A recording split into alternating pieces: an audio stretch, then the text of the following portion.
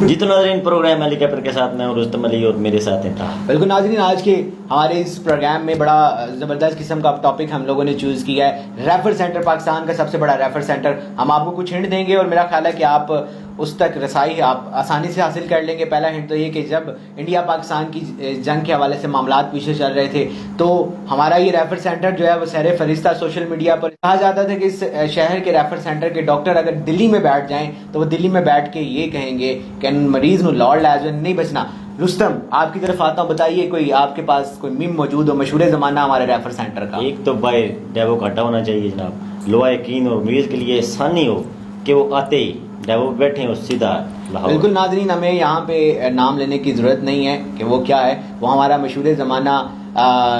Breaking news کی head line, سرخیاں اور آئے دن جو ہے اس کے اوپر شغل چلتے رہتے ہیں۔ ناظرین، ڈی ایچ کو اسپتال جو ہے وہ اب ہمارا ترقی کر گیا، ان میم سے جو ہے وہ ہمارے ڈاکٹر حضرات نے جو ہے وہ اب سبق سیکھ لیا اور اب انہوں نے تہیہ یہ کیا ہے کہ ہم جو ہے وہ ان مریض جو ہے وہ لاہور ریفر نہیں کریں گے، راولپنڈی ریفر نہیں کریں گے، بلکہ اب جو ہے وہ مریض کے لیے ہم مریض اور مریض کے لواحقین کے لیے آسانیاں پیدا کریں گے، کیونکہ جناب پٹرول ہو گیا مہنگا اور لاہور کا جو ہے وہ خرچہ ڈھیر سارا ہو جاتا ہے۔ اس حوالے سے مزید آپ کو بتائیں گے رستم۔ جی رستم، بتائیے کہ ڈی ایچ کے اسپتال نے کیا آسانیاں پیدا کی ہیں؟ جی پہلے تو بات یہ مشہور تھی کہ انہوں لاہور لے جاؤ، انہوں گجرات لے جاؤ، اس کو نہیں بچنا، لیکن اب لواحقین کے لیے بھی آسانیاں پیدا کر دی گئی ہیں کہ گاڑی کا خرچہ بھی بچا دیا گیا ہے اور جو سفر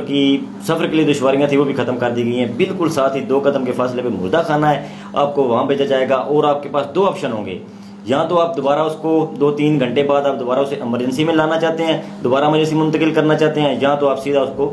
قبرستان۔ جتنا ہمارے ڈاکٹر آزاد مردہ خانہ میں مریض کو منتقل کرنے کے بعد آپ کو 4 گھنٹے کا ٹائم بھی دیں گے، ان 4 گھنٹوں میں آپ اگر مریض آپ کو پیارا نہیں ہے تو آپ پڑیوں شڑیوں کا انتظام کریں، اس کے بعد جو ہے وہ آپ اس کی تدفین بھی کر سکتے ہیں۔ اللہ خیری صلاح۔